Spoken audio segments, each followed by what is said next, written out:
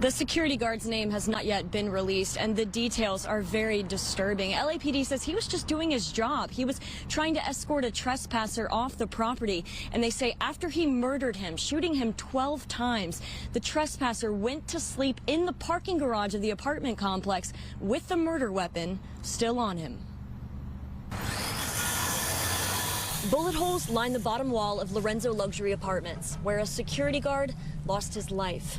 Oh my God, that is just terrible. Like, this area has changed a lot. I've been here for 6 years. It was about 12:45 Wednesday morning on 23rd and Flower Streets in South LA. The unarmed guard was working at the off-campus student housing complex about a mile north of USC campus.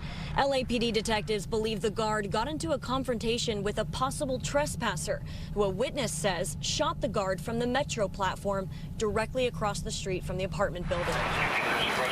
The Expo line shut down service there while detectives searched along the tracks. They found more than a dozen shell casings pointed out with these evidence markers, along with the guard's walkie-talkie. And they believe they found their suspect.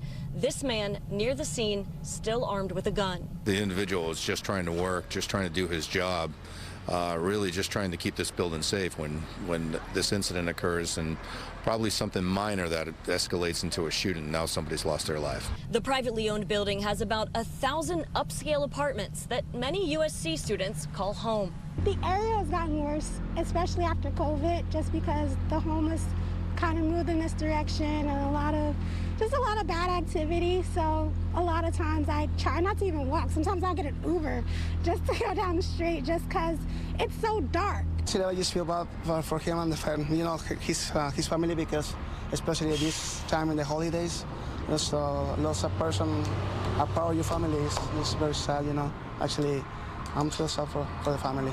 Repairmen replaced the large glass windows shattered by the gunshots, as the security supervisor from the contracted Secure Net Alliance takes over for the night shift.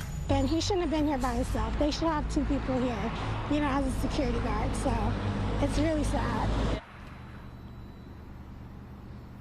The Secure Net Alliance CEO released this statement that says, in part, the tragic loss of one of our finest officers last night in LA highlights the vital but often under-recognized role of private security professionals who keep our clients, neighborhoods, and properties safe. The deadly attack was unprovoked and unforgivable, and detectives were able to match the suspect and his handgun to the shooting using surveillance cameras from both the metro and the apartment building.